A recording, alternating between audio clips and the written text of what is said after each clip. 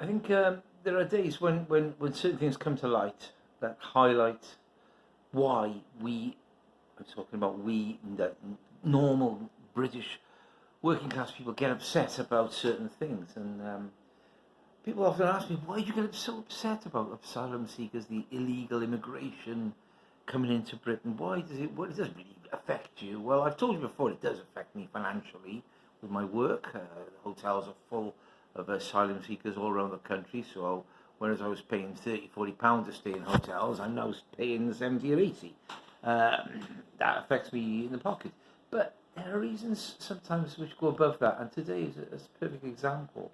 So the news today, there's two bits of important news. First of all, it was released that 200 plus children, asylum-seeking children, have been kidnapped from hotels.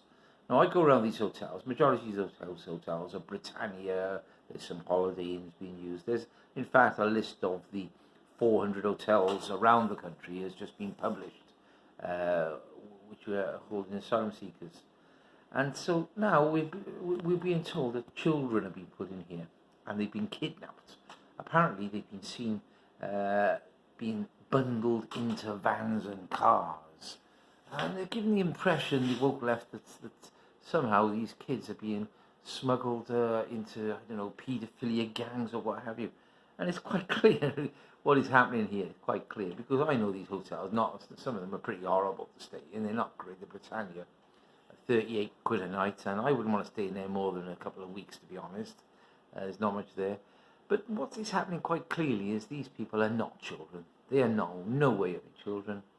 And some of them are pretending to be 15, 16, and they're quite clearly in their 20s, even possibly 30s. They're fully briefed that if they could tell the authorities that children, that they'll get special treatment, they'll get, straight away, they'll get the care, they'll get a much quicker path to their house, to what they want. But of course, some of them don't even want that. I mean, obviously, most of these have got no ID, no documentation.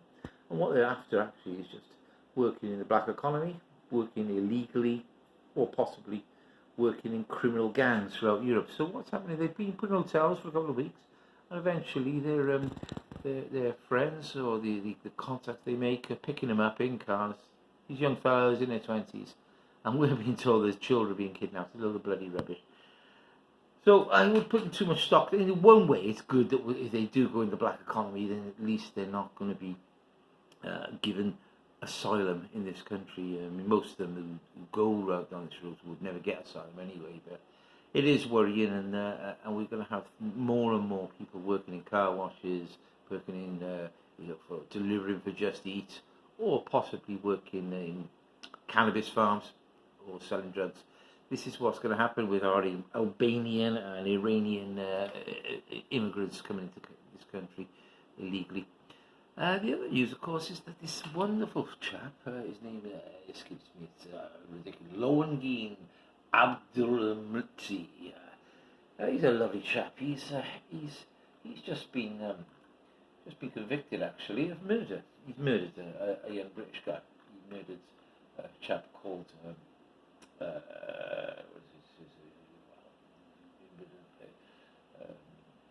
whatever. You murdered a British lad, and would you believe this guy had come over to Britain as an asylum seeker, claiming he was 14. He's clearly in his 20s, he's possibly 22, 23, and he's murdered people already. He already was a murderer in Italy. 2 people in Italy he'd murdered, and he'd also been convicted of drug trafficking and drug offences. He was put into a school with young children, because he said he's 14. They put him in a school with other 14, 15-year-olds. And the parents actually raised some issues. This guy's never 14, and isn't it horrendous that we could have a 14-year-old child of ours, girl, boy, whatever, with possibly a 22, 23-year-old man sat next to her in the bench on the school with a beard or what have you, and this guy could even be a bloody murderer. And what's happened is this guy has got out, and he's got into some sort of situation, and he's murdered somebody. And these two situations are linked, because we don't know these people, we don't know their history, we do not know what they've perpetrated in other countries. We're treated, oh yes, you're 40. We straight away we will believe them. We're not allowed to disbelieve them.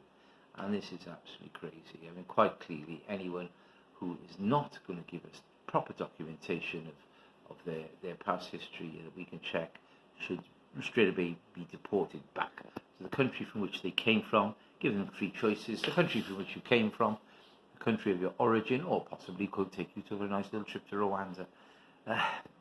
Exasperating news today, highlighting what most British people think is this situation has got to be sorted.